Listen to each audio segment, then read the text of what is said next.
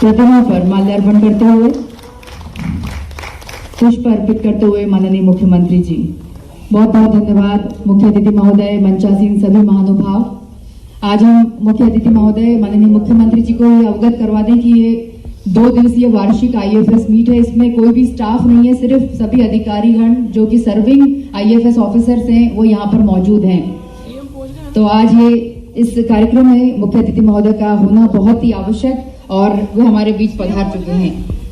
आदरणीय देवी सज्जनों, पधारे मध्य प्रदेश वन विभाग के वरिष्ठ पदाधिकारीगण, मीडिया जगत के बंधुगण, पत्रकारगण, आप सभी का हार्दिक स्वागत। और आज बहुत ही सुखद संयोग है कि नववर्ष के शुभागमन के साथ ही वन महकमा वानिकी सम्मेलन एवं वार्षिक IAFS मीट 2025 का 2 दिवसीय आयोजन कर रहा है।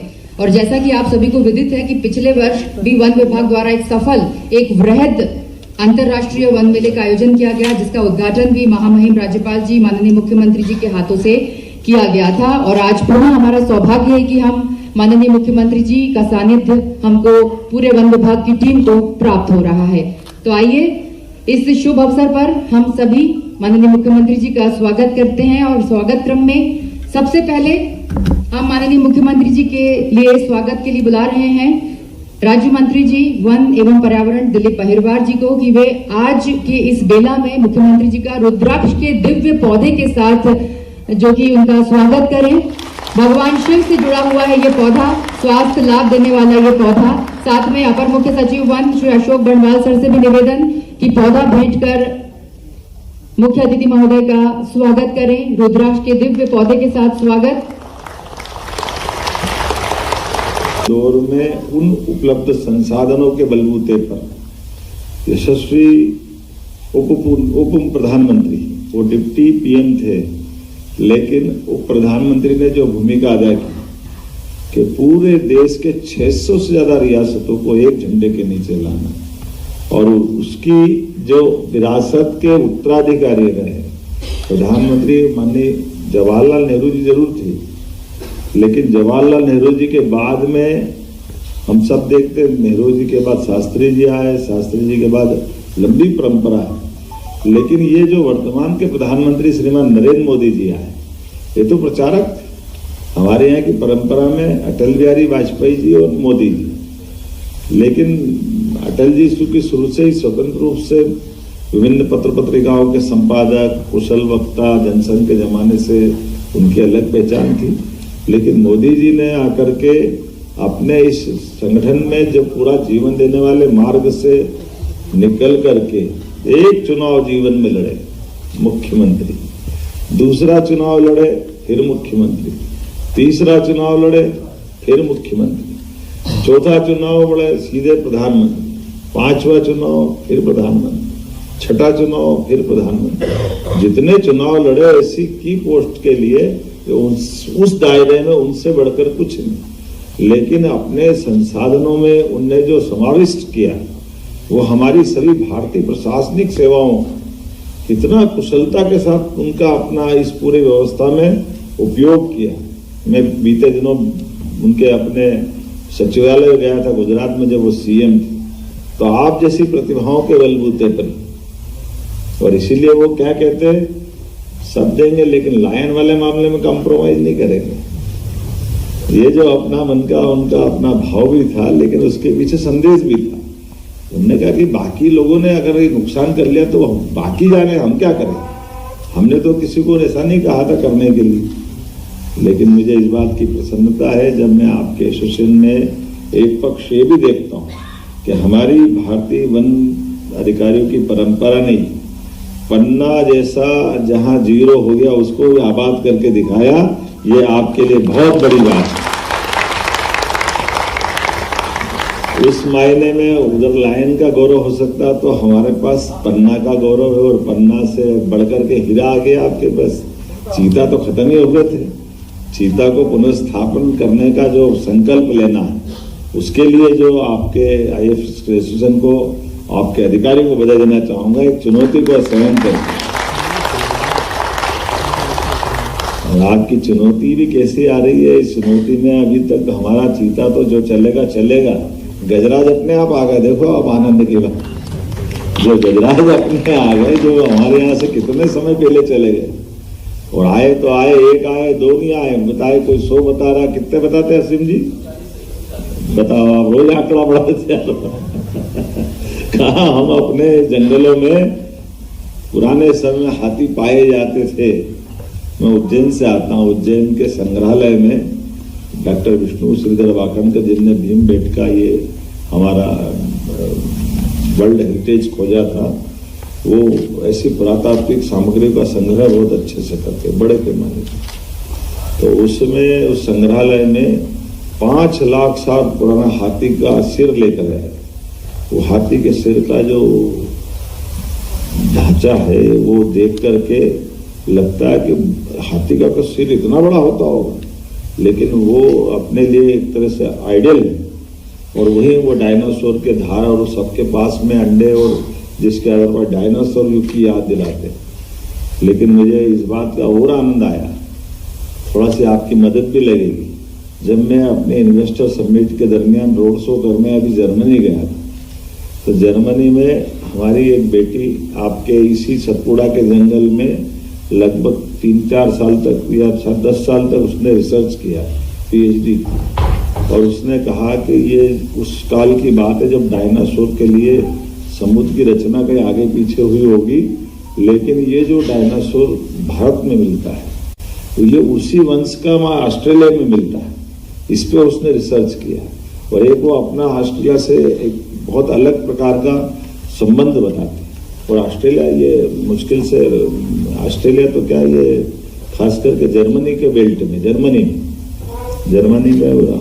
जर्मनी के राजधानी के बाद का हिस्सा है। और उन्होंने कहा कि ये जो हमारा रेशम रूट है जिससे हम आते जाते, ये काल के प्रवाह में थोड़ा बाद में इसका कहीं बटाव हुआ, अलगाव हुआ, तो ये ऐसे में बड़ी संभावना है कि जो डायनासोर के अंडे, डायनासोर के जो हिस्ट्री है उससे जुड़ करके सतपुड़ा का हमारा समृद्ध इलाका उससे और आगे वाला है। तो उसने कहा कि थोड़ा फॉरेस्ट वालों से बोलिए कि वो हमारे आर्कियोलॉजी वालों को थोड़ी मदद करें। हमने फॉरेस्ट वालों का बहुत बड़ा मन है, वो सदैव करेंगे, चिंता मत करो, वो कोई आपको इस मामले कोई बंधन नहीं लगाएंगे। पता नहीं क्यों डरते हैं लोग आपसे, भगवान जाने क्या है। मैं तो हमेशा प्रोत्साहन ही देता हूँ। फॉरेस्ट है, ये बात अलग है कि कोई पिंजरे के शेर नहीं है, ये मैं जानता हूँ। अब हमारा अपना एक दायरा है, अपना एक तरीका है, उस तरीके के अंदर अच्छी संभावना भी, लेकिन इस प्रकार की संभावना में भी प्रोत्साहन हम देंगे। इसलिए कुछ चुनौतियां भी हैं, उन चुनौतियों पे भी हमको चलना है। लेकिन मुझे इस बात की प्रसन्नता है कि आपके रहते हुए अभी मैं देख रहा था कि हमारा जंगल भी 1063 वर्ग किलोमीटर समृद्ध हुआ, बड़ा है। ये आपको बधाई देना चाहूंगा, ये आपके सबके देना।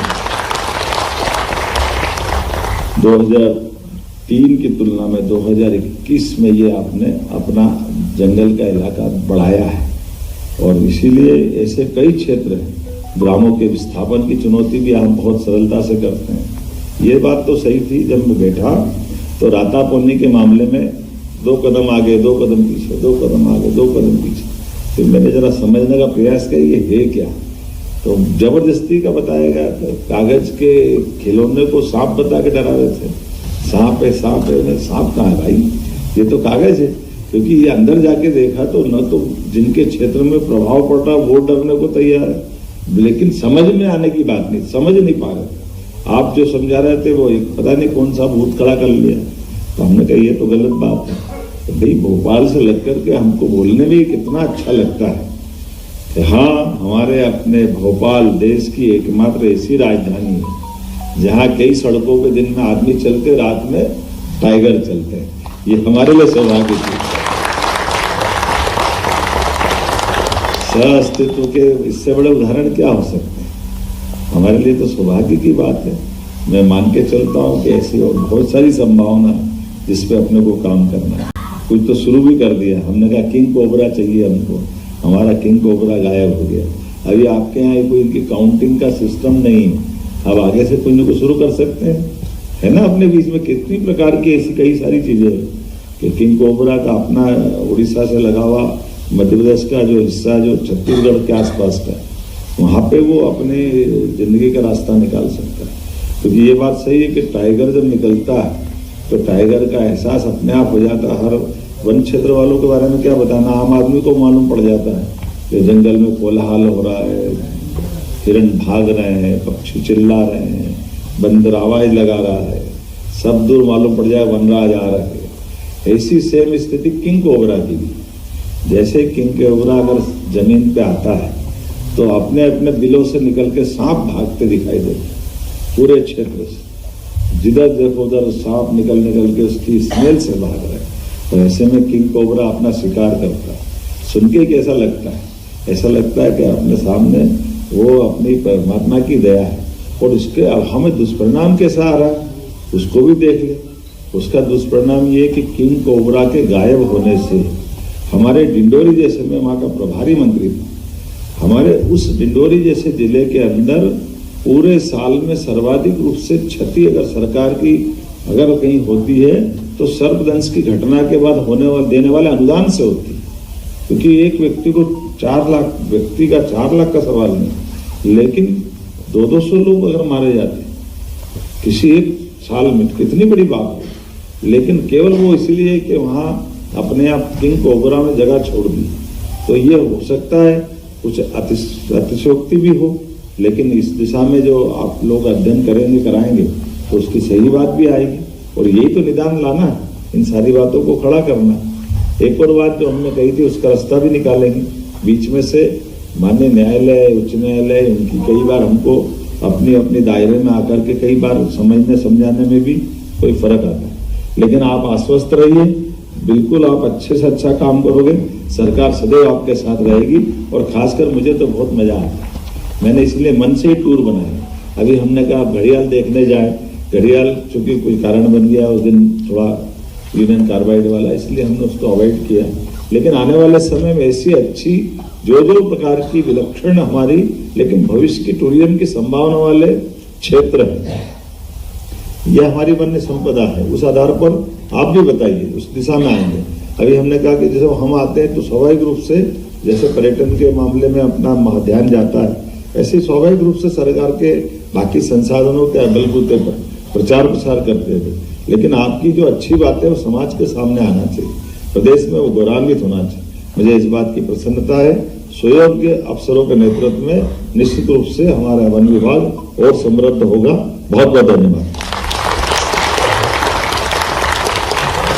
बहुत बहुत धन्यवाद माननीय मुख्यमंत्री जी, आपके ओजस्वी उद्बोधन के लिए। और निरंतर आपके मार्गदर्शन में वन महकमा उत्तरोत्तर प्रगति करता रहेगा, ऐसी